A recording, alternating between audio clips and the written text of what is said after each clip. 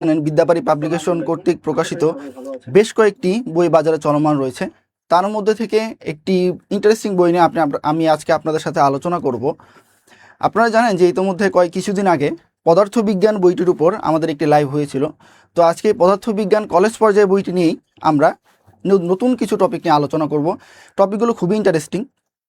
তো কোন টপিকগুলো নিয়ে আজকে আমি আলোচনা করব সেটা শুরু করার আগে আপনাদেরকে একটা কথা জিজ্ঞেস করি।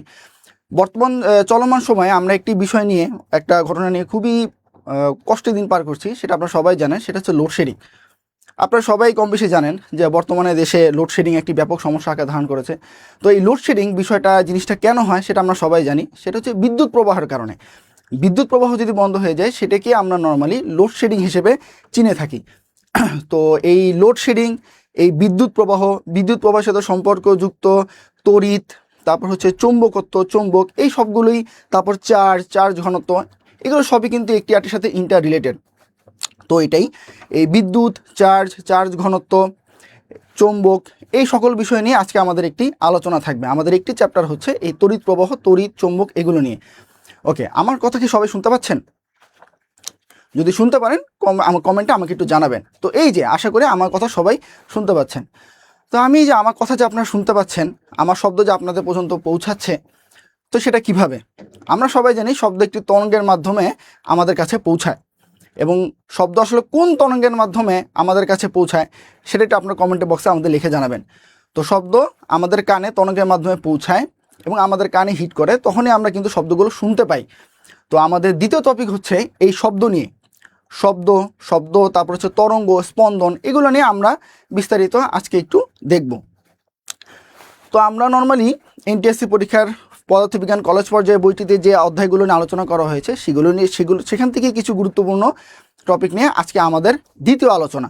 তো চলুন আমরা আমাদের কথা না বাড়িয়ে মূল আলোচনায় চলে যাই। তা আমি প্রথম লাইভে বলেছিলাম যে কোনো বই পড়ার আগে সেই বইয়ের সূচিপত্র নিয়ে ধারণা থাকাটা খুব জরুরি। তো আমরা প্রথমে সূচিপত্র নিয়ে দেখব যে আসলে কী বলা হয়েছে। তার আগে এই বইটা আপনারা কেন কিনবেন, এই বইটা আপনাদের জন্য কেন গুরুত্বপূর্ণ, এবং চলমান বাজারে যে বইগুলো আছে সেই বইগুলো থেকে এই বইটা কেন ভিন্ন, এবং এই বইটিতে আমরা সকল টপিক কিভাবে সাজিয়েছি সেটা নিয়ে আগে আমরা একটু দেখি। যেমন আমরা যদি এখানে দেখতে পারি, এই বইটিতে প্রথমে আমরা যেটা রেখেছি সেটা হচ্ছে অধ্যায়ভিত্তিক আলোচনা। এই অধ্যায়ে যে কোন কোন টপিক নিয়ে আলোচনা করা হয়েছে সেগুলো আপনার সূচিপত্র দেখতে পাবেন। একটু প্রতিটি চ্যাপ্টারেরই যে গুরুত্বপূর্ণ বিষয়গুলো আছে, আপনারা জানেন একটি অধ্যায়ের আন্ডারে অনেক ধরনের আলোচনা করা যায়, অনেক টপিক আছে পদার্থবিজ্ঞানে এক একটা অধ্যায়ের আন্ডারে। তো আমরা চেষ্টা করেছি সচরাচর পরীক্ষায় যেই অধ্যায়গুলো থেকে, অধ্যায়ের যে অংশগুলো থেকে প্রশ্ন এসে থাকে সরকারি চাকরির পরীক্ষাগুলোতে, সেই অংশগুলোকে নিয়ে আমরা মূলত আমাদের চ্যাপ্টারটাকে সাজিয়েছি এবং সুন্দরভাবে বিস্তারিত আলোচনা করেছি, যাতে আপনাদের কোনো কনফিউশন না থাকে। তো আমাদের অধ্যায়ভিত্তিক আলোচনার মধ্যে বিভিন্ন টপিক নিয়ে আলোচনা করা হয়েছে। 2 নম্বরে আমরা যেটা দেখতে পাচ্ছি, অধ্যায়ভিত্তিক গুরুত্বপূর্ণ সূত্রাবলী। একটি সম্পূর্ণ চ্যাপ্টার পড়ার পরে, পদার্থবিজ্ঞানে আমরা জানি যে অনেক ধরনের সূত্র থাকে, তো একটি সম্পূর্ণ চ্যাপ্টার পড়ার পরে ওই চ্যাপ্টারের যে গুরুত্বপূর্ণ সূত্রগুলো আছে সেই সূত্রগুলো চ্যাপ্টারের শেষে একটি ছক আকারে দিয়ে দেওয়া আছে, যাতে পরীক্ষার আগের রাতে অথবা আগের দিক দিয়ে আপনাদের যাতে রিভিশন নিতে সুবিধা হয়।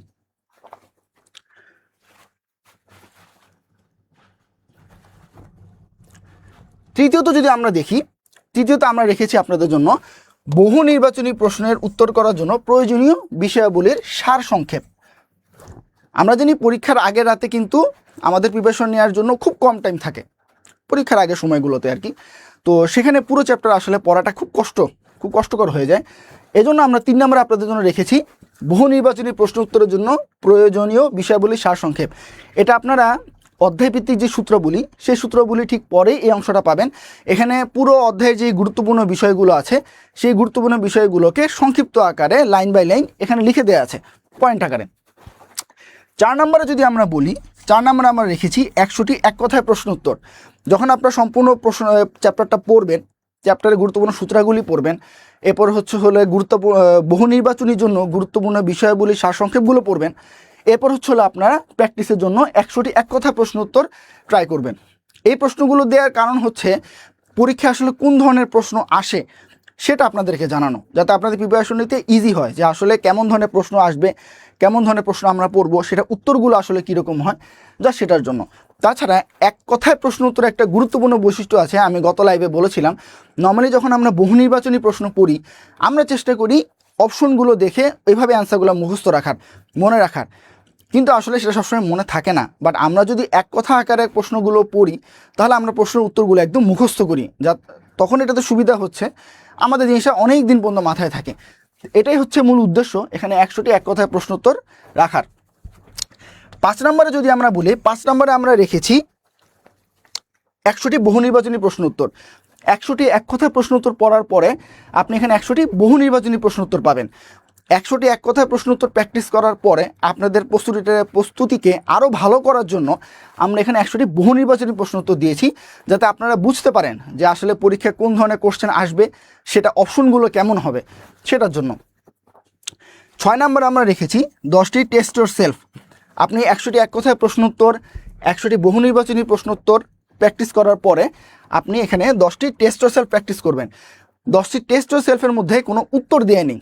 আপনারা যখন প্রশ্নের উত্তরগুলো করবেন, তখন আপনার উত্তরগুলো সঠিক কিনা অথবা ভুল হলো, কেন ভুল হয়েছে, সেটা যাচাই করার জন্য আমরা এই 10টি টেস্ট ইয়োর সেলফের পরেই এই 10টি টেস্ট ইয়োর সেলফের অ্যান্সার এবং এই অ্যান্সারের ব্যাখ্যা সহ দিয়ে দিয়েছি। তো আপনাদের উত্তর যদি ভুল হয়, কেন ভুল হয়েছে এবং এটার পিছনে যুক্তি কারণ কি, সেটাও ব্যাখ্যা আকারে এই 10টি টেস্ট সেলফের পরে দিয়ে দেওয়া হয়েছে।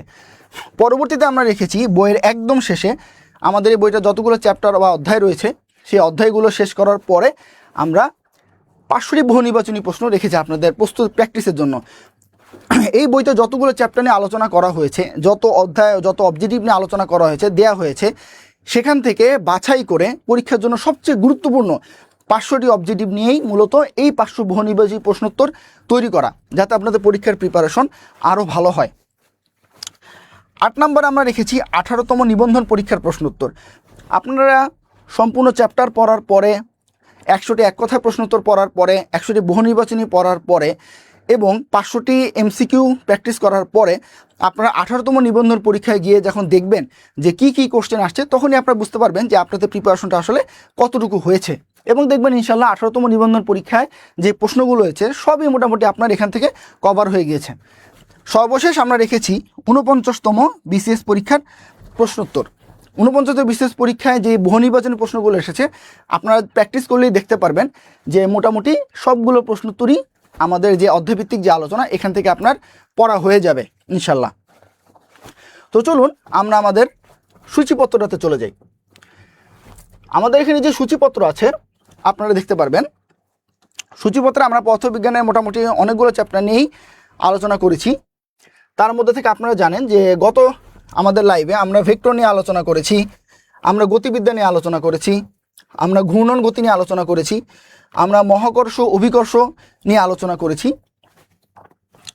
আমরা মোটামুটি বিগত ক্লাসে প্রায় 3 থেকে 4 থেকে 5টি অধ্যায় নিয়ে আমরা আলোচনা করেছি। তাছাড়া আজকেও আমরা খুব গুরুত্বপূর্ণ এবং ইন্টারেস্টিং কিছু টপিক নিয়ে আলোচনা করব।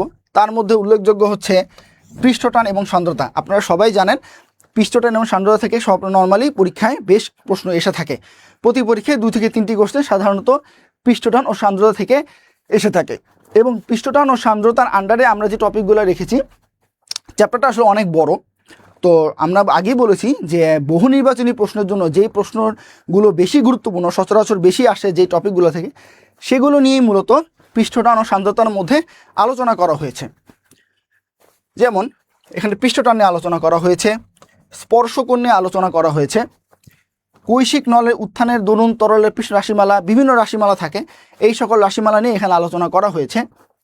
প্রবাহী প্রবাহ নিয়ে আলোচনা করা হয়েছে, পয়সলী সমীকরণ, সান্দ্রতা, এই সকল বিষয় নিয়েই আলোচনা করা হয়েছে, যাতে চ্যাপ্টারটা পড়ার পরে এই চ্যাপ্টারে আর কোনো প্রকার কনফিউশন আপনার মধ্যে না থাকে। আমরা যদি নিচে নামি আমরা আরও কিছু গুরুত্বপূর্ণ চ্যাপ্টার পাবো যেগুলো এখানে আলোচনা করা হয়েছে। যেমন আমরা তাপগতিবিদ্যা নিয়ে আলোচনা করেছি এবং আজকে আমাদের একটি আলোচনার বিষয় হচ্ছে এই তাপগতিবিদ্যা। তাপগতিবিদ্যার সূত্রসমূহ আলোচনা করা হয়েছে, রুদ্ধতাপের সমীকরণে আলোচনা করা হয়েছে, এই সকল বিষয় নিয়েও আলোচনা করা হয়েছে এই বইতে। তাছাড়া আপনাদের পরীক্ষার জন্য খুবই গুরুত্বপূর্ণ একটি চ্যাপ্টার, সেটা হচ্ছে তরঙ্গ ও সরল ছন্দিত স্পন্দন।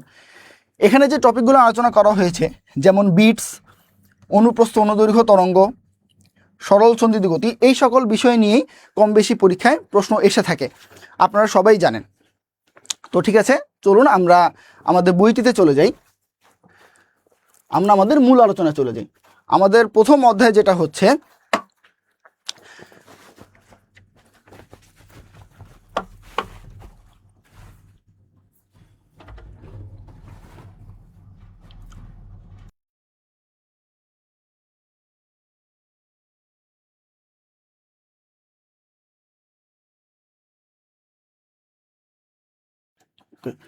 আচ্ছা, আমাদের প্রথম অধ্যায় যেটা আপনারা দেখছেন সেটা হচ্ছে পৃষ্ঠটান। আমি বলেছিলাম পরীক্ষার জন্য খুবই গুরুত্বপূর্ণ একটি টপিক, সেটা হচ্ছে পৃষ্ঠটান বা সান্দ্রতা। তো এই টপিক আমরা বেশ কিছু আলোচনা রেখেছি, আমি জাস্ট কী কী বিষয় নিয়ে আলোচনা করা হচ্ছে সেটা একটু আপনাদেরকে দেখিয়ে দিই। যেমন প্রথমেই আলোচনা করা হয়েছে পৃষ্ঠটান নিয়ে। পৃষ্ঠটান আসলে জিনিসটা কি, পৃষ্ঠটানের একক কি, পৃষ্ঠটানের মাত্রা কি। পরীক্ষায় প্রায় দেখে থাকবেন যে এই বিষয়গুলো থেকে কিন্তু প্রায় আলোচনা এসে থাকে, কোশ্চেন এসে থাকে, সেটা রিটেন হোক, সাবজেক্টিভ হোক অথবা বহু নির্বাচনী হোক, এখান থেকে সচরাচর প্রশ্ন এসেই থাকে। এখানে পৃষ্ঠটানের বৈশিষ্ট্য নিয়ে আলোচনা করা হয়েছে এবং খুবই গুরুত্বপূর্ণ একটি বিষয়, তরলের পৃষ্ঠটানের ওপর প্রভাবকারী বিষয়সমূহ, দূষিতকরণ, দ্রবীভূত বস্তুর উপস্থিতি, তাছাড়া খুবই গুরুত্বপূর্ণ তাপমাত্রার সাথে পৃষ্ঠটানের যেই সম্পর্ক, সেটা থেকে প্রায় পরীক্ষায় প্রশ্ন এসে থাকে। আপনারা সবাই আমাকে জানাবেন যে তাপমাত্রা যদি বৃদ্ধি পায় তাহলে পৃষ্ঠটানের কী ধরনের পরিবর্তন হয়। প্লিজ আপনারা কাইন্ডলি কমেন্ট বক্সে আমাদেরকে উত্তরটা জানাবেন। যদি তাপমাত্রা বৃদ্ধি পায় পৃষ্ঠটানের কী ধরনের পরিবর্তন হয়, আপনারা আমাকে কমেন্ট সেকশনে জানান। তাছাড়া তরলের ওপর অবস্থিত মাধ্যম, এটার ওপর পৃষ্ঠটান নির্ভর করে। পৃষ্ঠটানের ব্যবহার, পৃষ্ঠশক্তির ক্ষেত্রফল, এগুলো আলোচনা করা হয়েছে। তাছাড়া অবজেক্টিভ পরীক্ষার জন্য খুবই গুরুত্বপূর্ণ একটি বিষয়, সেটা হচ্ছে পৃষ্ঠটান ও পৃষ্ঠশক্তির মধ্যে সম্পর্ক। এটা নিয়েও এই অধ্যায়ে আলোচনা করা হয়েছে। আমরা জানি পৃষ্ঠশক্তি এবং পৃষ্ঠটান সমান হয়, পরীক্ষায় প্রায় এসে থাকে যে দুটার মধ্যে সম্পর্ক কী। তরলের পৃষ্ঠটান সংখ্যাগত পৃষ্ঠশক্তির সমান, এই জিনিসটা আপনাদের বহু নির্বাচনী পরীক্ষার জন্য খুবই গুরুত্বপূর্ণ। তাছাড়া পৃষ্ঠটান ও পৃষ্ঠশক্তির পার্থক্য নিয়ে আলোচনা করা হয়েছে। বেসিক বোঝার জন্য অথবা বেসিক ভালো রাখার জন্য এই বিষয়গুলো জানা খুব গুরুত্বপূর্ণ। তাছাড়া আমরা যদি দেখি, এখানে স্পর্শকোণ নিয়ে অনেক আলোচনা করা হয়েছে, আপনারা দেখতে পাচ্ছেন স্পর্শকোণ দুই প্রকার। তাছাড়া কৌশিক নলের দরুন, কৌশিক নল নিয়ে আলোচনা করা হয়েছে। পরীক্ষায় এখান থেকে প্রায় অবজেক্টিভ কোশ্চেন এসে থাকে, সেটা গাণিতিক হোক, সেটি বেসিক থেকে হোক, নর্মালি এখান থেকে প্রশ্ন এসেই থাকে। যেমন কৌশিক নলের উচ্চতা ভিত্তিক কিছু কোশ্চেন পরীক্ষায় প্রায় এসে থাকে। আমরা সবাই কৌশিক নলের গাণিতিক রাশিমালা সম্পর্কে কিন্তু জানি। তো আপনারা আমাকে জানাবেন, এই যে আমরা সমীকরণটা দেখতে পাচ্ছি H = 2T/ρg/r, এই যে সমীকরণটা, এখান থেকে আমরা জানি যে H সমানুপাতিক কি 1/r, নলের যে ব্যাসার্ধ তার সাথে উচ্চতা কি ব্যস্তানুপাতে সম্পর্কযুক্ত। তো আপনারা এই সমীকরণটা থেকে আমাকে জানাবেন, যদি আমরা ব্যাসার্ধ হ্রাস করি তাহলে উচ্চতার কেমন ধরনের পরিবর্তন আসবে। সাপোজ আমি বললাম যে ব্যাসার্ধ যদি আমরা অর্ধেক করি তাহলে পানিটি কত উচ্চতা পর্যন্ত উঠবে। আপনারা সবাই কমেন্টে আমাকে জানাবেন, এটা মুখোমুখি করা যায়, কমেন্টে আমাকে জানাবেন। এবং আরও একটি উত্তর আমাকে জানাবেন, সেটা হচ্ছে এই যে সমীকরণটা আমি লিখেছি H সমানুপাতিক 1/r, এই সমীকরণটা একটি নাম আছে, এটা একটা ল। এই লটা আসলে কার দেয়া, হ্যাঁ এই লটা আসলে কার দেয়া, সেই নামটাও আমাকে জানাবেন। কাইন্ডলি কমেন্ট বক্সে সবাই আমাকে এই দুটো কোশ্চেনের অ্যান্সার দিয়ে দেন। তো আমরা যদি পরবর্তী যাই, এখানে প্রবাহ নিয়েও কিছু গুরুত্বপূর্ণ আলোচনা রাখা হয়েছে। বার্নৌলির উপপাদ্য নিয়ে কিছু আলোচনা করা হয়েছে, আপনারা জানেন পরীক্ষার জন্য এই সূত্রটা খুবই গুরুত্বপূর্ণ। তাছাড়া আমরা যদি আরও দেখি, এখানে সান্দ্রতা নিয়ে আলোচনা করা হয়েছে। সান্দ্রতার যে সমীকরণটা আপনারা দেখতে পাচ্ছেন এখানে, পরীক্ষার জন্য খুবই গুরুত্বপূর্ণ। এখানে F সমানুপাতিক η/a dv/dy, এই জিনিসটা এই পরীক্ষার জন্য খুবই গুরুত্বপূর্ণ, আপনারা জানেন এখান থেকে প্রায় প্রশ্ন এসে থাকে। তাছাড়া সান্দ্রতা সহগ নিয়ে এখানে আলোচনা করা হয়েছে। কৈশিক প্রবাহ পদ্ধতি নিয়েও এখান থেকে আলোচনা করা হয়েছে। এই সূত্রটা যে প্রতিপাদন, এই সূত্রটা আসলে কোথা থেকে এসেছে সেটাও এই অধ্যায়ে সুন্দর করে বিস্তারিত গাণিতিক প্রতিপাদন সহ আলোচনা করা হয়েছে, যাতে আপনাদের বুঝতে কোনো সমস্যা না হয়। তো আমি যেটা বলছিলাম আমাদের লাইভের শুরুতে, যে প্রতিটা অধ্যায়ে আলোচনা করার পরে এই অধ্যায়ের যে গুরুত্বপূর্ণ সূত্রগুলো আছে সেগুলো একটি ছকের মাধ্যমে আপনাদেরকে এখানে দিয়ে দেওয়া হয়েছে। যার প্রথমে আমরা যদি বলি, কৌশিক নলের উত্থানের সূত্র দেওয়া হয়েছে, তাপমাত্রার সাথে পৃষ্ঠটানের যে পরিবর্তন সেটাও এখানে দিয়ে দেওয়া হয়েছে। তাছাড়া পয়সলী সমীকরণ, সান্দ্রতা গুণাঙ্কের সমীকরণ, এই সকল গুরুত্বপূর্ণ যে সমীকরণগুলো আছে এই অধ্যায়ে, সেই সবগুলি কিন্তু একটি ছক আকারে দিয়ে দেওয়া হয়েছে, যাতে পরীক্ষার আগে আপনার প্রিপারেশন নিতে ইজি হয়। আমরা আরও বলেছিলাম যে সূত্রাবলীগুলো আলোচনা করার পরে এখানে বহু নির্বাচনের জন্য যে গুরুত্বপূর্ণ সারসংক্ষেপগুলো আছে সেগুলোও কিন্তু এখানে দিয়ে দেওয়া আছে। এই অধ্যায়ে যে গুরুত্বপূর্ণ বিষয়গুলো আছে, পুরো অধ্যায় তো আসলে একসাথে সবসময় পড়া পসিবল হয় না, তো আপনারা পরীক্ষার আগের রাতে এই বিষয়গুলোর উপর গুরুত্ব দিবেন। যেমন বহু নির্বাচনের জন্য বিষয়বলী সারসংক্ষেপ, এটা পড়লে ইনশাল্লাহ আপনাদের মোটামুটি পুরো চ্যাপ্টারই পড়া হয়ে যাবে। যেমন আমি এখানে বলি পয়সনের অনুপাত, পরীক্ষায় প্রায় কোশ্চেন এসে থাকে পয়সনের অনুপাত থেকে, এবং আপনারা দেখবেন 49তম বিসিএসসি কিন্তু এখান থেকে একটা কোশ্চেন ছিল। তাছাড়া কৈশিক, এই যে স্পর্শ কোণ, এটা নিয়েও কথা বলা আছে। পৃষ্ঠটানের একক, এখানে এগুলো দিয়ে দেওয়া আছে। আমরা দেখিয়েছিলাম যে চ্যাপ্টারে কিন্তু এগুলো নিয়ে আলোচনা করা হয়েছিল, এবং এখানেও এই বিষয় নিয়ে বলা আছে। দেন আমরা যদি বলেছিলাম যে আমাদের এরপরে যেটা নিয়ে আলোচনা করা আছে সেটা হচ্ছে আপনাদের জন্য এক কথায় প্রশ্ন উত্তর। আপনি দেখতে পারবেন যে প্রতি অধ্যায়ের শেষে বহু নির্বাচনী সারসংক্ষেপ আলোচনা করার পরে এখানে এক কথায় প্রশ্ন উত্তর আছে 100টি, যাতে আপনাদের প্রিপারেশন নিতে ইজি হয়। কোন ধরনের কোশ্চেন আসে, সেটা উত্তরগুলো আসলে কীরকম হয়, সেই সকল বিষয় নিয়ে এখানে দিয়ে দেওয়া আছে। আপনারা দেখতে পাচ্ছেন পৃষ্ঠটানে এসআই একক দিয়ে দেওয়া আছে এখানে। তাছাড়া কিছু কোশ্চেন, যেমন কিছু গুরুত্বপূর্ণ কোশ্চেন আমি এখানে বলি। পৃষ্ঠ শক্তির একক, পৃষ্ঠটানের সাথে পৃষ্ঠশক্তির গাণিতিক সম্পর্কটা কি, সেটাও এখানে আপনাদের কোশ্চেনে দেওয়া আছে। তাছাড়া কিছু গাণিতিক কোশ্চেন এখানে দেওয়া আছে, যে পরীক্ষায় আসলে কীরকম গাণিতিক সমীকরণগুলো আসে, কীরকম গাণিতিক সমীকরণগুলো আসতে পারে, সেগুলো এখানে কি দিয়ে দেওয়া আছে। তাছাড়া কৈশিক নল কাকে বলে, এটা জাস্ট বেসিকের জন্য আপনাদেরকে এখানে দিয়ে দেওয়া আছে। এই সেকশনের পর আমরা বলেছিলাম যে আপনাদের জন্য থাকবে বহু নির্বাচনী প্রশ্ন উত্তর, কমন উপযোগী নৈর্ব্যক্তিক প্রশ্ন। আসলে পরীক্ষায় কোন ধরনের প্রশ্ন আসে এবং তাদের অপশনগুলো কীরকম থাকে, সেটার জন্য আপনাদের এই প্রশ্নগুলো দেয়া, যাতে আপনাদের প্র্যাকটিস আরও ভালো হয়। আপনারা দেখতে পাচ্ছেন প্রথম প্রশ্ন দেওয়া আছে যে তরলের মুক্তপৃষ্ঠে সর্বদা সংকুচিত সর্বনিম্ন ক্ষেত্রফল দখল করার যে প্রবণতা, তাকে কি বলা হয়। সংজ্ঞাভিত্তিক কিছু কোশ্চেন পরীক্ষায় এসে থাকে আমরা জানি। তাছাড়া গাণিতিক প্রশ্ন এসে থাকে পরীক্ষায়, কিছু মাত্রাভিত্তিক কিছু কোশ্চেন পরীক্ষায় এসে থাকে। আপনারা দেখতে পারবেন যে এখানে মাত্রা সমীকরণ থেকে কিন্তু আপনাদের পরীক্ষায় প্রশ্ন প্রায় আসে, এবং 49তম বিশেষ পরীক্ষাও কিন্তু পৃষ্ঠটানের মাত্রা থেকে একটি কোশ্চেন আপনাদের পরীক্ষায় এসেছিল। তো পৃষ্ঠটানের মাত্রা সমীকরণে আলোচনা করা হয়েছে, পৃষ্ঠ শক্তির এসআই একক নিয়ে আলোচনা করা হয়েছে। আমি বলেছিলাম যে গাণিতিক কিছু কোশ্চেন নিয়ে পরীক্ষায় কিন্তু কোশ্চেন আসে, এবং সেটা নিয়ে এখানে বলা হয়েছে। তো আপনারা আমাকে একটা প্রশ্নের উত্তর দিবেন যে একই পদার্থের বিভিন্ন অণুর মধ্যকার পারস্পরিক যে আকর্ষণ, কি বললাম, একই পদার্থের বিভিন্ন অণুর মধ্যবর্তী পারস্পরিক যে আকর্ষণ, সেটাকে আসলে কোন ধরনের আকর্ষণ বলে। আপনারা সবাই কম বেশি সেটা জানেন, আপনারা কমেন্ট বক্সে কাইন্ডলি আমাকে জানাবেন। তো ঠিক আছে, আমরা বলেছিলাম যে এই সেকশনগুলো আলোচনা করার পরে আপনাদের জন্য থাকবে 10টি টেস্ট ইয়োরসেলফ। আমরা দেখতে পাচ্ছি এই যে 10টি টেস্ট ইয়োরসেলফ। এই টেস্ট ইয়োরসেলফগুলোতে যে প্রশ্নগুলো আপনাদেরকে দেওয়া আছে সেখানে কোনো উত্তর দেয়া নেই। আপনারা দেখবেন এখানে কোনো উত্তর কিন্তু আপনাদেরকে দেয়া নেই। আপনারা এই প্রশ্নগুলো অ্যান্সার করার পরে আপনাদের উত্তরগুলো সঠিক হচ্ছে না ভুল হচ্ছে, এবং যদি ভুল হয়ে থাকে তাহলে উত্তর কোনটা হবে এবং কেন সেই উত্তর হবে, সেটার ব্যাখ্যা আমরা এই টেস্ট ইয়োরসেলফে ঠিক পরে আমরা রেখেছি। যেমন আপনারা দেখতে পারবেন এই যে উত্তরমালা, প্রতিটি কোশ্চেনের আসলে উত্তর কি এবং সেই উত্তরগুলোর যে ব্যাখ্যা, সেই ব্যাখ্যা এখানে সুন্দর করে দিয়ে দেওয়া আছে, যাতে আপনাদের জন্য এটা বুঝতে কি অনেক ইজি হয়। ঠিক আছে, আমরা আমাদের প্রথম চ্যাপ্টার নিয়ে মোটামুটি আলোচনা করলাম। আশা করি সবাই বুঝতে পেরেছেন যে আসলে আমাদের প্রতিটা চ্যাপ্টার কিভাবে সাজানো হয়েছে। আমরা চলে যাই আমাদের 2 নম্বর চ্যাপ্টারে। যে কোনো পরীক্ষার জন্য খুব গুরুত্বপূর্ণ একটি চ্যাপ্টার, সেটা হচ্ছে তাপগতিবিদ্যা। তাছাড়া এই অধ্যায়ের ভিতরে তাপগতিবিদ্যার পরে আমরা পদার্থের গ্যাসীয় অবস্থা নিয়ে আলোচনা রাখার চেষ্টা করেছি, যেটা খুবই গুরুত্বপূর্ণ। যেমন এই চ্যাপ্টারে অনেক কিছু নিয়ে আলোচনা করা হয়েছে। আমরা যদি বলি এখানে তাপের বেসিক নিয়ে আলোচনা করা হয়েছে, অভ্যন্তরীণ শক্তি নিয়ে আলোচনা করা হয়েছে, কিছু গুরুত্বপূর্ণ তাপমাত্রার স্কেল যেখান থেকে প্রায় কোশ্চেন এসে থাকে, Celsius scale, Fahrenheit scale, Kelvin scale খুব গুরুত্বপূর্ণ। ফারেনহাইট অথবা সেলসিয়াসে একে অপর থেকে রূপান্তর, এখান থেকে প্রায় প্রশ্ন এসে থাকে। এই বিষয়গুলো নিয়ে আপনাদের এখানে আলোচনা করা হয়েছে। তাছাড়া আমরা যদি আরও নিচে নামি আমি দেখতে পারবো এখানে আরও বেশ কিছু আলোচনা আপনাদের জন্য রাখা হয়েছে, পরীক্ষা যে গুরুত্বপূর্ণ। তাপগতিবিদ্যার সূত্রসমূহ খুবই গুরুত্বপূর্ণ, ছোটোখাটো বহু নির্বাচনী প্রশ্নে এখান থেকে নর্মালি সবসময় কোশ্চেন এসে থাকে। যেমন তাপগতিবিদ্যার বেশ কয়েকটি সূত্র আছে, এখানে 0তম সূত্র নিয়ে আলোচনা করা হয়েছে, এখানে তাপগতিবিদ্যার প্রথম সূত্র নিয়ে আলোচনা করা হয়েছে, তাছাড়া দ্বিতীয় সূত্র নিয়ে আলোচনা করা হয়েছে।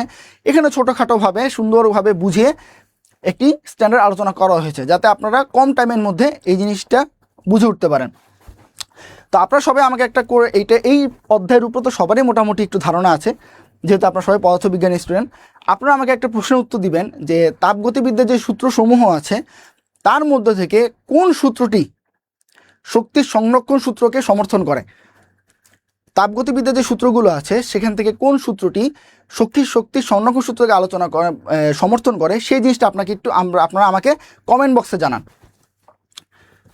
তো ঠিক আছে, আমরা পরবর্তী যেটা দেখব, এই যে আমরা বললাম যে তাপগতিবিদ্যার 0তম সূত্র, তাছাড়া তাপগতিবিদ্যার প্রথম সূত্র, এগুলো নিয়ে এখানে ছোটোখাটো আলোচনা করা হয়েছে, আপনারা চ্যাপ্টারটি পড়লেই বুঝতে পারবেন। তাছাড়া এখানে আরও কিছু আলোচনা করা হয়েছে। আমি বলেছিলাম যে গ্যাসের গতিতত্ত্ব ও আণবিক গতিশক্তি, গ্যাসের গতিতত্ত্ব, আণবিক গতিতত্ত্ব, এই সকল বিষয় নিয়ে এই অধ্যায়ে একটি বিস্তারিত আলোচনা করা হয়েছে। আপনারা জানেন যে গ্যাসের গতিতত্ত্ব ভিত্তিক বেশ কয়েকটি সূত্র পরীক্ষার জন্য খুব গুরুত্বপূর্ণ। এই সকল সূত্র কোথা থেকে এসেছে, কিভাবে প্রতিপাদিত হয় এবং সূত্রগুলো কিভাবে পরীক্ষা আপনারা মনে রাখবেন, সেসব কিছুই এই অধ্যায়ে আলোচনা করা হয়েছে। আমরা যদি পরবর্তীতে যাই আপনারা দেখতে পারবেন, যেমন ম্যাক্সওয়েলের বন্টনের আওতায় 3টা প্রধান বেগের ধারণা আপনারা সবাই জানা আছে, এবং 18তম NTRC পরীক্ষায় কিন্তু এখান থেকে প্রশ্ন এসেছিল। যেমন আমরা যদি এখানে সম্পর্কটা দেখি, সম্পর্কটা হচ্ছে এরকম: সর্বাধিক সম্ভাব্য বেগ, গড় বেগ এবং মূল গড় বর্গবেগের মধ্যে সম্পর্কটা হচ্ছে এইটা। এখান থেকে 18তম NTRC পরীক্ষায় লিখিত পরীক্ষায় প্রশ্ন এসেছিল। সো এই জিনিসটা জানা আপনাদের জন্য খুবই গুরুত্বপূর্ণ। তাছাড়া আদর্শ গ্যাস নিয়ে আলোচনা করা হয়েছে, আপনারা দেখতে পাচ্ছেন পরীক্ষায় আদর্শ গ্যাসের থেকে গাণিতিক হোক, বেসিক থেকে হোক, নর্মালি সবসময় কিছু প্রশ্ন এসেই থাকে। যেমন আমরা জানি বয়েলের সূত্র, চার্লসের সূত্র, অ্যাভোগাড্রোর সূত্র, এগুলো পরীক্ষার জন্য খুব গুরুত্বপূর্ণ। তাই আপনাদের জন্য এখানে সংক্ষিপ্ত আকারে সূত্রগুলো আসলে কি এটা আলোচনা, বয়েলের সূত্র, চার্লসের, অ্যাভোগাড্রোর, চাপের সূত্র, এই সকল সূত্র নিয়ে কিন্তু এই অধ্যায়ে ছোটোখাটো আলোচনা করা হয়েছে। তাছাড়া যদি আমরা দেখি আমাদের এখানে আরও কিছু আলোচনা রয়েছে। যেমন আমি বলেছিলাম যে এই অধ্যায়ের গুরুত্বপূর্ণ কিছু সূত্রাবলী যেগুলো পরীক্ষায় প্রশ্ন এসে থাকে, যেখান থেকে এখানে আলোচনা করা হয়েছে। যেমন গতিশক্তির সাথে ঘনত্ব, এই ভিত্তিক সম্পর্কটা, এটা পরীক্ষায় প্রায় এসে থাকে যে গতিশক্তির সাথে ঘনত্বের সম্পর্ক আসলে কোনটি এবং সম্পর্কটা কিভাবে এসেছে, এটাও কিন্তু এই অধ্যায়ে আলোচনা করা হয়েছে। আপনারা যখন অধ্যায়টি পড়বেন তখনই আপনার প্রতিপাদনটা সুন্দরভাবে দেখতে পারবেন এবং আশা করি কোনো প্রকার কনফিউশন আপনাদের মধ্যে থাকবে না। তাছাড়া চাপের সাথে গতিশক্তির সম্পর্কটা কি, পরীক্ষার জন্য খুব গুরুত্বপূর্ণ একটি সূত্র, এটা নিয়েও এখানে আলোচনা করা হয়েছে। আদর্শ গ্যাসের গতিবিদ্যার গাণিতিক প্রতিপাদন, এখান থেকে বেশ কয়েকটি সূত্র প্রতিপাদন করা যায়, সেইগুলো এই অধ্যায়ে আলোচনা করা হয়েছে।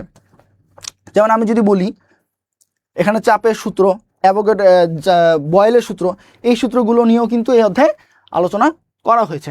আপনারা যখন অধ্যায়টি পড়বেন তখনই আপনারা দেখতে পারবেন। তাছাড়া যদি আমরা আরও নিচে নামি, এখানে আরও কিছু ভিত্তিক নিয়ে আলোচনা করা হয়েছে। যেমন ভ্যান ডার ওয়ালস সমীকরণে আলোচনা করা হয়েছে। আপনারা সবাই জানেন যে পরীক্ষায় কিন্তু ভ্যান ডার ওয়ালস সমীকরণ থেকে কিছু কোশ্চেন এসেই থাকে, এবং 49তম BCSE কিন্তু ভ্যান ডার ওয়ালস থেকে একটি প্রশ্ন এসেছিল। আপনারা কোশ্চেন প্র্যাকটিস করলে আপনারা বুঝতে পারবেন। তো মূলত 1889 সালেই ভ্যান ডার ওয়ালস তার এই সমীকরণটি প্রতিপাদন করেন এবং আমাদের সামনে উপস্থাপন করেন। তো এই সমীকরণটি মোটামুটি বিস্তারিত আলোচনা করা হয়েছে, যাতে সমীকরণের সকল ধরনের বেসিক আপনাদের ক্লিয়ার হয়ে যায়। তাছাড়া আমরা যদি আরও নিচে নামি, এখানে আরও কিছু তথ্য নিয়ে আলোচনা করা হয়েছে, যেটা আপনারা চ্যাপ্টার পড়ার সময় আপনারা খুঁজে পাবেন।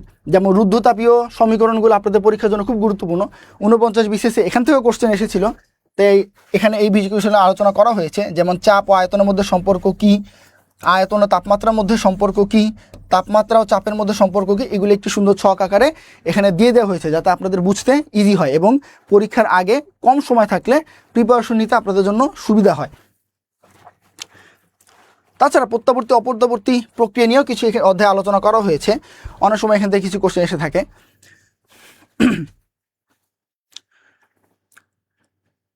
এই অধ্যায়ে যে গুরুত্বপূর্ণ সূত্রাবলী আছে, আপনারা জানেন পরীক্ষায় এই সূত্রগুলো থেকে কিন্তু প্রায় কোশ্চেন এসে থাকে। তাই আমরা এই সূত্রগুলিকে সুন্দরভাবে একটি ছকের মাধ্যমে উপস্থাপন করে দিয়েছি যাতে আপনাদের রিভিশন দিতে ইজি হয়। তো যেহেতু আমি বলছি যে এখান থেকে সূত্রগুলো থেকে প্রায় প্রশ্ন এসে থাকে, তো আপনারা আমাকে একটা প্রশ্নের উত্তর দিবেন। যেহেতু আমি সম্পূর্ণ চ্যাপ্টারটি নিয়ে আপনাদের সাথে আলোচনা করলাম, যে আমরা সবাই জানি যে চাপ এবং আয়তনের মধ্যে একটি সম্পর্ক আছে, যেটা হচ্ছে P সমানুপাতিক 1/v। তা আপনারা বলবেন আমাকে যে আয়তন যদি আমি কমিয়ে দিই তাহলে চাপের কোন ধরনের পরিবর্তন হবে? আয়তন যদি আমি কমিয়ে দিই তাহলে চাপের কোন ধরনের পরিবর্তন হবে, বাড়বে নাকি কমবে? আপনারা প্লিজ আমাকে কাইন্ডলি কমেন্ট বক্সে আমাকে জানাবেন। আমরা চলে যাই আমাদের পরবর্তী অধ্যায়। পরবর্তী অধ্যায়ে আমরা যেমন আমাদের লাইভের শুরুতে কিন্তু বলেছিলাম যে আমাদের প্রথম অধ্যায়টা কিন্তু পরবর্তী অধ্যায়টা কিন্তু একটা অধ্যায় কিন্তু আমাদের কারেন্ট ভিত্তিক অধ্যায়। একটা অধ্যায় হচ্ছে কারেন্ট ভিত্তিক অধ্যায়, যেখানে চৌম্বক, কারেন্ট, তড়িৎ প্রবাহ এবং আমাদের চার্জ নিয়ে কথাবার্তা হবে। তো প্রথমেই খুব গুরুত্বপূর্ণ একটি সূত্র যেটা আমরা সবাই জানি, কুলম্বস ল বা কুলম্বের সূত্র, যেটা খুব গুরুত্বপূর্ণ। কুলম্বের সূত্র থেকে পরীক্ষায় প্রায় প্রশ্ন এসে থাকে। তো আপনারা আমাকে কাইন্ডলি একটা কোশ্চেন অ্যান্সার দিবেন যে আপনারা এখানে সবাই সম্পর্কে দেখতে পাচ্ছেন যে F সমানুপাতিক কিন্তু 1/r²। তা আমি যদি দূরত্ব অর্ধেক করি তাহলে দুটি চার্জের মধ্যকার বলের কী ধরনের পরিবর্তন হবে? যদি আমি দূরত্ব অর্ধেক করি তাহলে দুটি চার্জের মধ্যকার আকর্ষণ বলের কী ধরনের পরিবর্তন হবে সেটা আপনারা কাইন্ডলি আমাকে এখানে জানাবেন। তো আমরা যদি নিচে নামি, আমরা আরও কিছু গুরুত্বপূর্ণ বিষয় নিয়ে দেখতে পাবো যেটা নিয়ে অধ্যায় আলোচনা করা হয়েছে। যেমন তড়িৎ দ্বিমেরুর কারণে তড়িৎ ক্ষেত্রের বিভব এবং তড়িৎ ক্ষেত্রের যে চার্জ কী ধরনের পরিবর্তন হবে, বিভব ও তড়িৎ ক্ষেত্র। এখান থেকে পরীক্ষায় প্রায় কোশ্চেন আসে। এটার যে সূত্রগুলো আছে সেখান থেকে প্রায় প্রশ্ন এসে থাকে। যেমন আপনারা এখানে দেখতে পাচ্ছেন, এখানে কিন্তু সূত্র নিয়ে আলোচনা করা হয়েছে। যেমন তড়িৎ বিভবের ক্ষেত্রে সূত্রগুলো কি হবে, তড়িৎ ক্ষেত্রে প্রাবল্যের জন্য সূত্রগুলো কি হবে, এই দুটি বিষয় নিয়েই এই অধ্যায়ে আলোচনা করা হয়েছে, যাতে যে কোনো ধরনের প্রশ্ন আসলেই আপনারা সেটা উত্তর করতে পারেন। এখানে সংক্ষিপ্ত আকারে সূত্রগুলো দিয়ে দেওয়া হয়েছে যাতে আপনাদের মেমোরাইজ করতে ইজি হয়।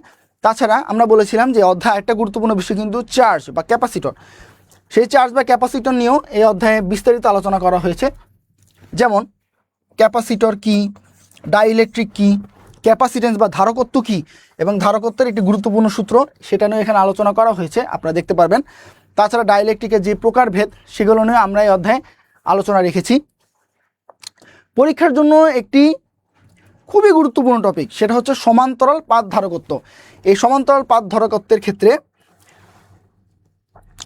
সমান্তরাল পাত ধারকত্বের যে সূত্রগুলো থাকে সেই সূত্রগুলো থেকে কিন্তু পরীক্ষায় সমানুপাতিক কোশ্চেন বলেন অথবা গাণিতিক প্রশ্ন বলেন, যে কোনো ধরনের প্রশ্নে কিন্তু পরীক্ষায় আসতে পারে।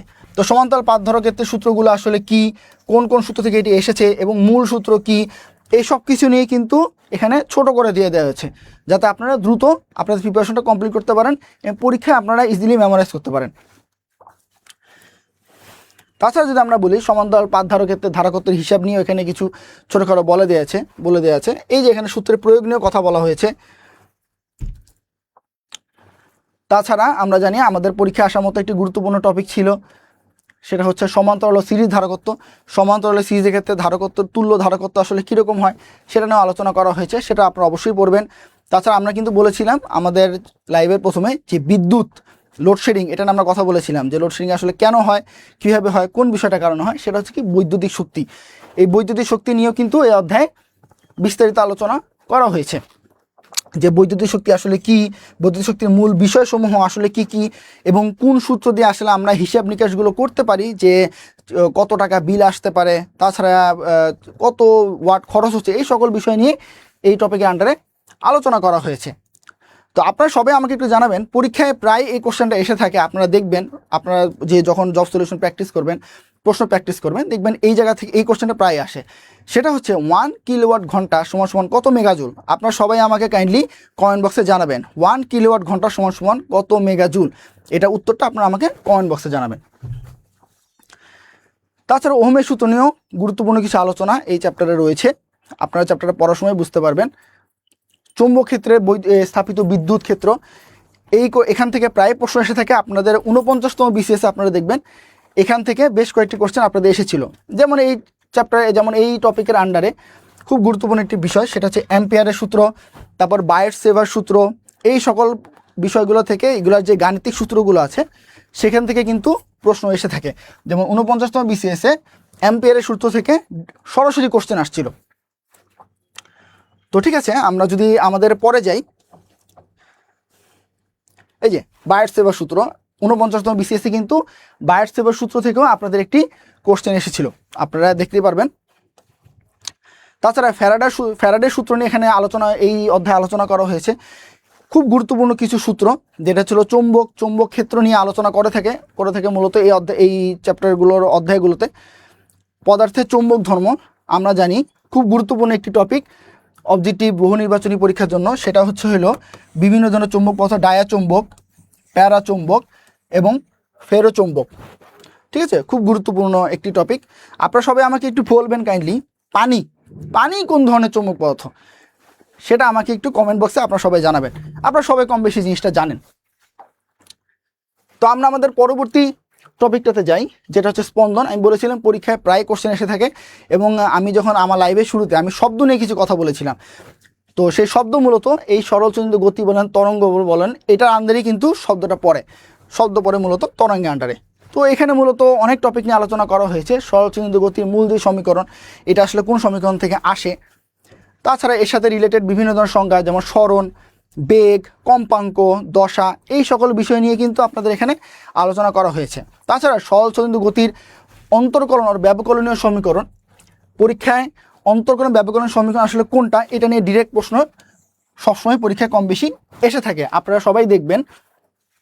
এই জন্য এটা নিয়ে আপনাদের বিস্তারিত এখানে সকল প্রতিপাদন আলোচনা করা হয়েছে। তো আপনারা দেখতে, আপনাদের সুবিধার জন্য এখানে এই যে আমি যেটা বললাম যে ব্যবকলনীয় সমীকরণ বলেন, তাছাড়া মোট শক্তি সংক্রান্ত যে রাশিমালাগুলো হয়ে থাকে স্পন্দন শক্তির ক্ষেত্রে, স্পন্দনের ক্ষেত্রে, সরলচন্দ্র স্পন্দনের ক্ষেত্রে, তো সেগুলো সবগুলো একটি ছকের মধ্যে দিয়ে দেওয়া হয়েছে। প্রথমে প্রতিপাদন দেওয়া হয়েছে, আপনারা সেগুলো পড়বেন, দেখবেন। পরবর্তীতে আপনাদের মেমোরাইজিং এবং মনে রাখার জন্য এবং দ্রুত পড়ার জন্য একটি ছক আকারে এটি কিন্তু এই টপিকটার পরেই দিয়ে দেওয়া হয়েছে। তাছাড়া অধ্যায় শেষে তো আমাদের সূত্রগুলো নিয়ে আলাদা একটি ছক আছেই। তো এখানে মূলত সবগুলো নিয়ে আলোচনা করা হয়েছে। আপনারা দেখতে পাচ্ছেন এখানে ব্যবকলনীয় সমীকরণে আলোচনা করা হয়েছে, মোট শক্তি নিয়ে সংক্রান্ত শক্তি আলোচনা করা হয়েছে। তাছাড়া খুব গুরুত্বপূর্ণ একটি টপিক স্প্রিংজনিত স্পন্দন, পরীক্ষা এখান থেকে প্রায় এসে থাকে, যেমন বিভব শক্তি সংক্রান্ত, সঞ্চিত শক্তি সংক্রান্ত বিভিন্ন কোশ্চেন কিন্তু স্প্রিংজনিত স্পন্দন থেকে এসে থাকে। তাছাড়া এখানে সরল দোলকের একটি সূত্র দিয়ে দেওয়া হয়েছে, যেটা ছিল টয়েস পাই সমানুপাতিক L/G, √L/G। আপনারা সবাই এটা জানেন। এখান থেকে কিন্তু প্রায় কোশ্চেন এসে থাকে যে দৈর্ঘ্য যদি পরিবর্তন করি তাহলে সরল দোলকের দোলনকাল কেমন পরিবর্তন হবে। তো আপনারা সবাই আমাকে একটু জানান যে দৈর্ঘ্য যদি আমরা 4 গুণ করি তাহলে দোলনকাল কীরকম পরিবর্তন হবে। হ্যাঁ, আপনারা সবাই আমাকে একটু কমেন্ট বক্সে কাইন্ডলি জানাবেন। তাছাড়া যদি আমরা দেখি, এখানে লিসাজোর চিত্র নিয়ে কিছু আলোচনা করা হয়েছে। এটা চিত্রভিত্তিক কিছু বর্ণনা এখানে আছে, আপনারা দেখতে পারবেন। এই যে এখানে ড্যাম্পড অসিলেশন, খুব গুরুত্বপূর্ণ একটি topic. Damped oscillation, harmonic oscillation এখানে বলা হয়েছে। তো আপনারা আমাকে একটা প্রশ্নের উত্তর দিবেন, এই ড্যাম্পড অসিলেশন অধ্যায়টি টপিকটা থেকে পরীক্ষা প্রায় কোশ্চেন আসে, এই কোশ্চেনটা আসে যে ড্যাম্পড অসিলেশন হারমোনিক মোশনের ক্ষেত্রে কোন ধর্মটা আসলে হ্রাস পায়। ড্যাম্পড অসিলেশনের ক্ষেত্রে কোন ধর্মটা আসলে হ্রাস পায়, আপনারা সবাই আমাকে কমেন্ট বক্সে জানাবেন। তাছাড়া যদি আমরা দেখি, এখানে ড্যাম্পড অসিলেশনে ব্যবকলনীয় সমীকরণ নিয়ে আলোচনা করা হয়েছে, বিভিন্ন সমীকরণের যে রূপান্তর সেটা আলোচনা করা হয়েছে। পরবশ কম্পন বা অনুরণন নিয়েও কিছু গুরুত্বপূর্ণ আলোচনা সংক্ষিপ্ত আকারে এখানে দিয়ে দেওয়া হয়েছে, যাতে আপনাদের অধ্যায়টা পড়তে ইজি হয়। তাছাড়া অনুপস্থিত তরঙ্গ, অনুদৈর্ঘ্য তরঙ্গ নিয়ে আলোচনা করা হয়েছে, পরীক্ষায় প্রায় প্রশ্ন আসে। এবং আমি একটা কোশ্চেন করি আপনাদেরকে, সেটা হলো প্রথমে করেছিলাম লাইভের শুরুতে, আবারও জিজ্ঞেস করছি, আপনারা সবাই লাইভে জানাবেন কমেন্ট বক্সে, শব্দ কোন ধরনের তরঙ্গের আন্ডারে পড়ে। এখানে 2 ধরনের তরঙ্গ আছে, অনুপ্রস্থ, অনুদৈর্ঘ্য তরঙ্গ। আমি যে কথা বলছি এই শব্দ আপনাদের পৌঁছাচ্ছে, এই শব্দটা আসলে কোন ধরনের তরঙ্গের অভ্যন্তরে পড়ে, আপনারা আমাকে কমেন্ট বক্সে জানাবেন। এই দুটো তরঙ্গ নিয়ে বিস্তারিত পার্থক্য এখানে দিয়ে দেওয়া হয়েছে। তাছাড়া যদি আমরা আরও নিচে যাই, এখানে অগ্রগামী তরঙ্গের যে গাণিতিক রাশিমালা সেটা নিয়ে আলোচনা করা হয়েছে, আপনারা দেখতে পারবেন। তাছাড়া বিটস একটি গুরুত্বপূর্ণ টপিক, এই বিটস নিয়ে আপনাদের এখানে আলোচনা করা হয়েছে। পরীক্ষায় প্রায় 20 থেকে গাণিতিক সমস্যা কিন্তু এসে থাকে, এই বিটস থেকে প্রায় কিছু গাণিতিক সমস্যা আপনাদের পরীক্ষায় এসে থাকে। সো আপনারা এই টপিকটা নিয়ে খুব ভালো করে প্রিপারেশন নেবেন যে বিটস আসলে কীভাবে হিসাব করে। আপনাদের এই বইয়ে সুসুন্দরভাবে এটা বিস্তারিত আলোচনা করা আছে। তা আমাকে একটা প্রশ্নের উত্তর দিবেন, একটি ছোটো গাণিতিক সমস্যা আপনাদেরকে দিই। দুটি কম্পাঙ্ক, একটা যদি 256 হয়, একটি যদি 256 হার্টজ হয় এবং আরেকটি যদি 254 হার্টজ হয়, তাহলে তাদের বিটস কত হবে? আপনারা সবাই আমাকে একটু কমেন্ট বক্সে কাইন্ডলি জানাবেন। তো এই অধ্যায় মূলত এই বিষয়গুলো নিয়েই বিস্তারিত আলোচনা করা হয়েছে। তাছাড়া শব্দের বেগের সাথে আর্দ্রতার সম্পর্ক, এই সকল বিষয় নিয়ে, তারপর হচ্ছে বেগের সাথে তাপমাত্রার সম্পর্ক সংক্ষিপ্ত আকারে সুন্দরভাবে প্রতিপাদন করে দেওয়া আছে। আপনার অধ্যায়টা পড়লেই এই সব কিছু নিয়ে আপনাদের ভালো একটি দক্ষতা চলে আসবে এই অধ্যায়ের উপরে। আশা করি এই অধ্যায়টি এখান থেকে পড়ার পর এই অধ্যায় ভিত্তিক আর কোনো প্রকার কনফিউশন আপনাদের মধ্যে থাকবে না। তো ঠিক আছে, আমরা আমাদের অধ্যায়গুলো দেখলাম। এখন আমরা চলে যাই বইয়ের একদম শেষে। আমরা বলেছিলাম যে এই বইতে যতগুলো গুরুত্বপূর্ণ অবজেক্টিভ বহু নির্বাচনী আছে, সেই সকলগুলো থেকে সবচেয়ে গুরুত্বপূর্ণ পরীক্ষার জন্য যে অবজেক্টিভগুলো থাকবে সেখান থেকে চুজ করে আপনাদের 500টা অবজেক্টিভ এখানে দিয়ে দেওয়া হয়েছে। আপনারা 100টি এক কথার প্রশ্নোত্তর প্রতি অধ্যায়ে 100টি বহু নির্বাচনী প্রশ্নোত্তর, এই সকল প্রশ্নোত্তর প্র্যাকটিস করার পরে আপনারা এই গুরুত্বপূর্ণ 500টি প্রশ্ন যখন প্র্যাকটিস করতে আসবেন, তখন দেখবেন যে আপনাদের প্রিপারেশনটা আরও ভালো হবে। পরীক্ষার আগে যত প্র্যাকটিস করবেন আপনাদের প্রিপারেশন তত ভালো হবে। তো এখানে টোটাল 500টি গুরুত্বপূর্ণ প্রশ্ন নিয়ে আলোচনা করা হয়েছে। এখানে পাশে উত্তরও দিয়ে দেওয়া হয়েছে যাতে আপনাদের পরীক্ষার আগে প্রিপারেশন নেওয়া খুব ইজি হয়। এখানে ভেক্টর থেকে কোশ্চেন আছে। ইনফ্যাক্ট এই অধ্যায়ে যতগুলো অধ্যায় আলোচনা করা হয়েছে সবগুলো অধ্যায়েরই গুরুত্বপূর্ণ টপিকগুলো নিয়ে এখানে প্রশ্ন দেওয়া আছে। ভেক্টর থেকে প্রশ্ন আছে, বেগ থেকে প্রশ্ন আছে, প্রাস থেকে প্রশ্ন আছে। এখানে গাণিতিক এবং ছোটোখাটো অনুধাবনমূলক সব ধরনের প্রশ্ন নিয়ে এখানে 500টি প্রশ্ন আপনাদের জন্য তৈরি করে দেওয়া আছে। যেমন আপনারা দেখতে পারবেন যে অনুভূমিকভাবে নিক্ষিপ্ত করলে সেটা আসলে কোন ধরনের বেগের অভ্যন্তরে পড়ে, এরকম একটা কোশ্চেন দেওয়া আছে। এই যে আমি বলেছিলাম যে গাণিতিক প্রশ্ন দেওয়া আছে। এখানে গাণিতিক প্রশ্ন আপনার ডিজিট ভিত্তিক হতে পারে, আবার প্রতিপাদন ভিত্তিক হতে পারে। যেমন এখানে আমরা একটা প্রশ্ন দেখতে পাচ্ছি R4R, এগুলো হচ্ছে প্রতিপাদন ভিত্তিক প্রশ্ন। এগুলো আপনাদের পরীক্ষা অনেক সময় এসে থাকে। এই সকল কোশ্চেন সামঞ্জস্য করে যেগুলো গুরুত্বপূর্ণ সেগুলো এখানে দেওয়া আছে। আপনারা সবাই এটা প্র্যাকটিস করবেন। তাছাড়া আমি বলেছিলাম 500টি প্রশ্নের পরে এখানে আপনাদের 18তম নিবন্ধন পরীক্ষায় যে কোশ্চেনগুলো এসেছিল সেটা নিয়ে একটি প্রশ্ন এখানে দেওয়া আছে। তা আপনারা দেখতে পারবেন আজকে যে আলোচনা ছিল সেখান থেকে দেখেন কি কোশ্চেনগুলো এখানে এসেছে। প্রথমে আমি যদি বলি 3-এর খ, আগের দিনে আমরা যে আলোচনা করেছিলাম সেখান থেকে আমি দেখিয়েছিলাম যে 1 আর 2 আমার গত আলোচনা থেকে কিন্তু প্রশ্ন এসেছিল। ঠিক তেমনি 3 নম্বরে আমি যেটা দেখতে পাচ্ছি, 3 নম্বরে কিন্তু এখানে বলা আছে আদর্শ গ্যাসের চাপ এর একক আয়তন গতিশক্তি 2/3। আপনারা কিন্তু দেখতে পাচ্ছেন যে আমি কিন্তু বলেছিলাম যে গ্যাসের চাপ ভিত্তিক যে গাণিতিক সমীকরণগুলো আছে সেখান থেকে কিন্তু লিখিত অথবা অবজেক্টিভ দুই ধরনের কোশ্চেনই পরীক্ষা এসে থাকে। 18 নিবন্ধন পরীক্ষায় আমরা দেখতে পাচ্ছি একটি কোশ্চেন এখান থেকে এসেছিল।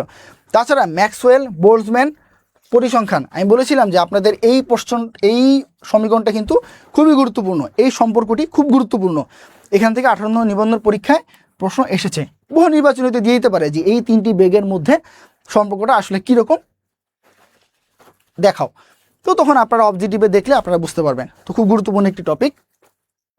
তাছাড়া যদি আমরা একটু নিচে নামি, আমাদের এখান থেকে আমরা আরও দেখতে পাচ্ছি যে এখানে সমান্তরাল পাত ধারকত্ব, আমি কিন্তু বলেছিলাম সমান্তরাল পাত ধারকত্ব বিষয়টি খুব গুরুত্বপূর্ণ। ধারকত্বের রাশিমালাগুলো কী কী, এখান থেকে আসলে অনেক ধরনের কোশ্চেন এসে থাকে, সেটা অবজেক্টিভ বলেন রিটেন বলেন। আমরা দেখতে পাচ্ছি রিটেনই কিন্তু অলরেডি এখান থেকে কোশ্চেন চলে আসছে এবং মোটামুটি একটা ভালো নাম্বার কিন্তু এখানে ছিল, প্রায় 5 মার্ক। তাছাড়া তড়িৎ দ্বিমেরু, আমি কিন্তু বলেছিলাম তড়িৎ দ্বিমেরুর ক্ষেত্রে প্রাবল্য এবং বিভব দুটো থেকেই কোশ্চেন এসে থাকে। সেটা আপনাদের রিটেনও আসতে পারে, বহু নির্বাচন আসতে পারে। ওরা কিন্তু এখান থেকে তড়িৎ বিভবের রাশিমালাটা এখানে নির্ণয় করতে বলেছিল। সো বুঝতেই পারছেন কতটা গুরুত্বপূর্ণ টপিক। তাছাড়া সরল ছন্দিত গতির ব্যবকলন সমীকরণ, আমি কিন্তু বলেছিলাম চ্যাপ্টার আলোচনা করা হয়েছে সরল ছন্দিত গতির ব্যবকলন সমীকরণটা আসলে কীরকম, সেটা নিয়ে অধ্যায় আলোচনা করা হয়েছে।